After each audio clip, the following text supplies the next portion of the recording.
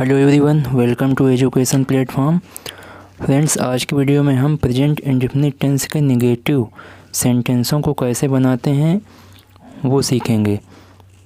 तो आइए वीडियो को स्टार्ट करते हैं। सबसे पहले नेगेटिव सेंटेंस बनाते कैसे हैं उसका हम लोग मेथड सीखेंगे। नकारात्मक होने पर सिंगुलर सब्जेक्ट के साथ, अगर हमारा सेंटेंस नकारात्मक है तो नकारात्मक होने पर सिंगुलर सब्जेक्ट यानी कि एक वचन कर्ता, सिंगुलर सब्जेक्ट के साथ डज प्लस नॉट तथा प्लूरल सब्जेक्ट यानी कि बहुवचन कर्ता, प्लूरल सब्जेक्ट के साथ डू प्लस नॉट का प्रयोग करते हैं। नॉट का प्रयोग करते हैं। इस प्रकार से हम हेल्पिंग वर्ब नेगेटिव सेंटेंस में यूज करते हैं। इसका मेथड क्या होता है आइए वो देख लेते हैं। इसका मेथड होता है यानी कि सेंटेंस को बनाने का तरीका। सबसे पहले हम लोग सब्जेक्ट लिखते हैं, सब्जेक्ट प्लस डू या does plus not plus main verb की first form plus object.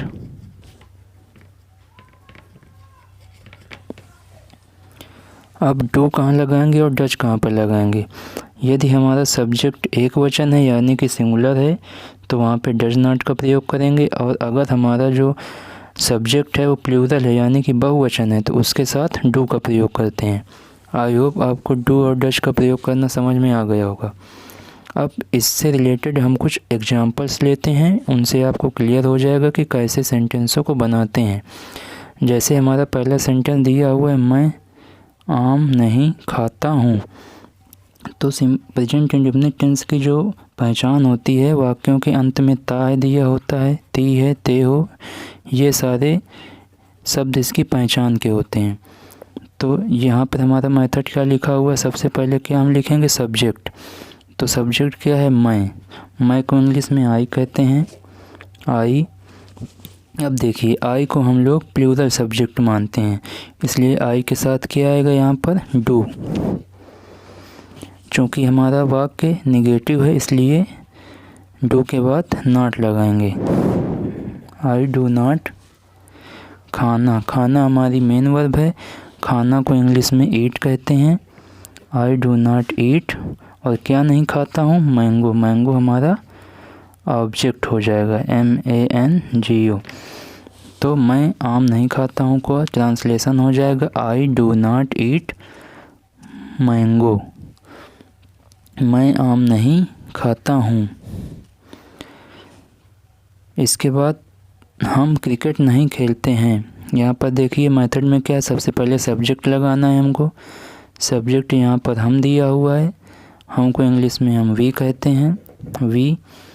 Subject के पास डू ऑब्लिक डज, तो यहाँ पे डू आएगा या डज आएगा वो देखिए कैसे क्लियर होगा। यहाँ पर हम लोग सब्जेक्ट देखेंगे, सब्जेक्ट हमारा हम प्लूरल है इसलिए वी के साथ यहाँ पर डू आएगा, और क्योंकि हमारा सेंटेंस नेगेटिव इसलिए डू के बाद नॉट ऐड कर देंगे। आई डू नॉट प्ले, क्या नहीं खेलते हैं, cricket. I do not play cricket, ये इसका सेंटेंस हो जाएगा।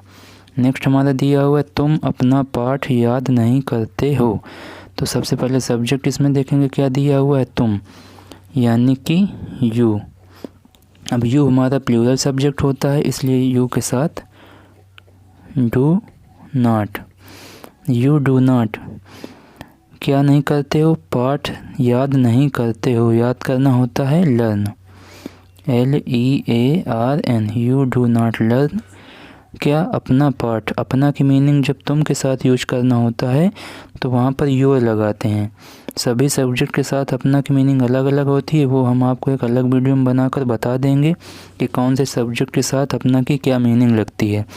तो यहाँ पर लर्न योर क्या अपना पार्ट। पार्ट को इंग्लिश में क्या कहते हैं? लेसन। ठीक है, अगला सेंटेंस हमारा दिया हुआ है वे अस्पताल नहीं जाते हैं। तो यहाँ पर सब्जेक्ट क्या दिया हुआ है? वे, यानी कि वे को इंग्लिश में क्या कहते हैं? दे। दे। अब दे हमारा क्योंकि प्लूरल सब्जेक्ट है इसलिए दे के साथ यहाँ पर आएगा डू नॉट। Do not. अब जाना हमारी यहाँ पर मेन वर्ब होगी इसलिए गो लिख देंगे। You do not go to hospital. Hospital. ठीक है, अगला सेंटेंस हमारा दिया हुआ है वह आज अपना काम नहीं करता है। तो सबसे पहले इसमें सब्जेक्ट क्या दिया हुआ है? वह। वह को इंग्लिश में क्या कहते हैं? ही। अब ही हमारा जो है, देखिए यहाँ पर हमने आपको रूल में पहले ही बता दिया है, अगर हमारा सिंगुलर सब्जेक्ट है तो वहाँ पे डज नॉट, अगर प्लूरल सब्जेक्ट है तो वहाँ पे डू नॉट। तो ही हमारा सिंगुलर सब्जेक्ट होता है इसलिए ही के साथ डज नॉट आएगा। Does not. और इसके बाद मेन वर्ब। मेन वर्ब क्या दिया हुई है? वह आज अपना काम नहीं करती है। काम करना। She he does not do. Do means होता है करना। अब क्या नहीं करती है? अपना काम। तो देखिए यहाँ पर ही के साथ अपना की मीनिंग क्या आएगी? ही जाएगी। ही के साथ अपना की मीनिंग ही जा गई। अब क्या नहीं करती है? अपना काम, तो हिज वर्क। कब नहीं करती है? तो क्या दिया हुआ है? आज। तो आज को इंग्लिश में क्या कहते हैं? टुडे। TODAY। ऐसा हमारा ये सेंटेंस बन जाएगा।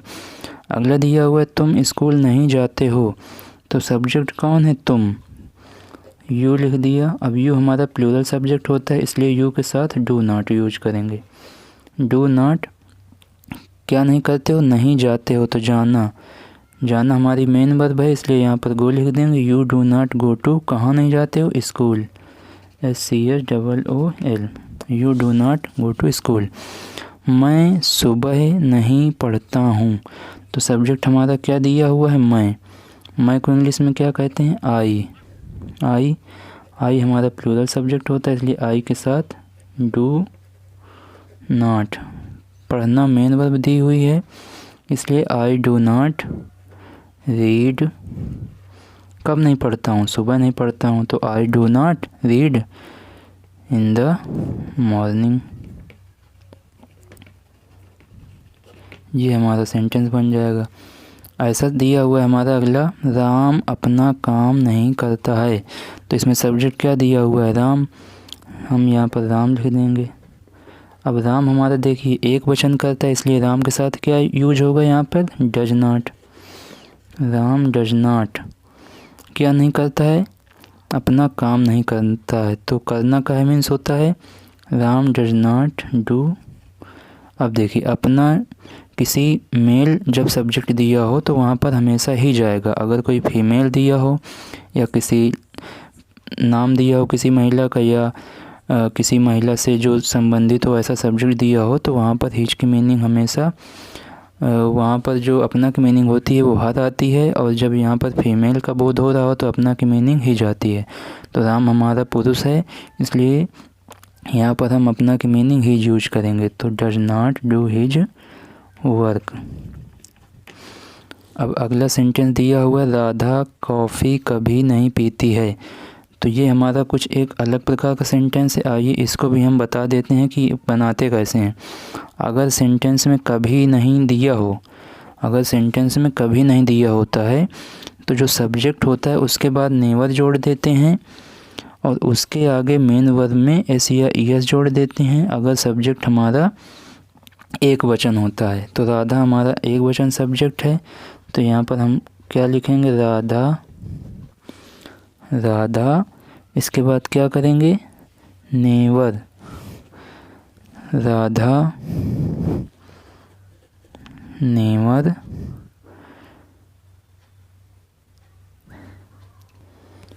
राधा नेवर। इसके बाद मेन वर्ब क्या दिया हुआ है? राधा कॉफ़ी कभी नहीं पीती है। तो पीना यहाँ पर मेन वर्ब दिया हो। जब हम कॉफ़ी पीते हैं, चाय पीते हैं, तो वहाँ पर पीना की हम लोग टेक यूज करते हैं, तो नेवर टेक लिख देंगे। अब देखिए, क्योंकि यहाँ पर एक वचन सब्जेक्ट दिया हुआ है हमारा, इसलिए यहाँ पर ईएस जोड़ देंगे। तो राधा नेवर टेक्स कॉफ़ी।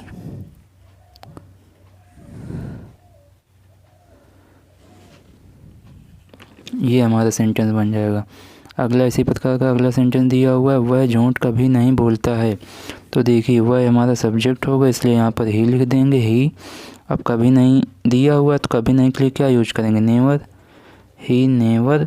अब हमारा सब्जेक्ट है जो एक वचन दिया हुआ है, तो मेन वर्ब में एस या ईएस भी जोड़ेंगे। तो ही नेवर बोलना, बोलना क्या मीन्स होता है, टेल, टेल। अब इसमें एस जोड़ देंगे, टेल्स। और झूठ क्या होता है, अ लाई, टेल्स अ लाई। तो ऐसे हमारे अफर्मेटिव के निगेटिव सेंटेंस बनाए जाते हैं। आई होप आपको सभी सेंटेंस अच्छे से क्लियर हो गए होंगे। जो डाउट हो आप कमेंट बॉक्स में अपने कमेंट पूछ सकते हैं, हम उन्हें सॉल्व करने की पूरी कोशिश करेंगे। अगर आप हमारे चैनल पर नए हैं तो चैनल को सब्सक्राइब कर लें, और अगर आपको वीडियो अच्छा लगा हो तो वीडियो को लाइक करें। Okay, thank you.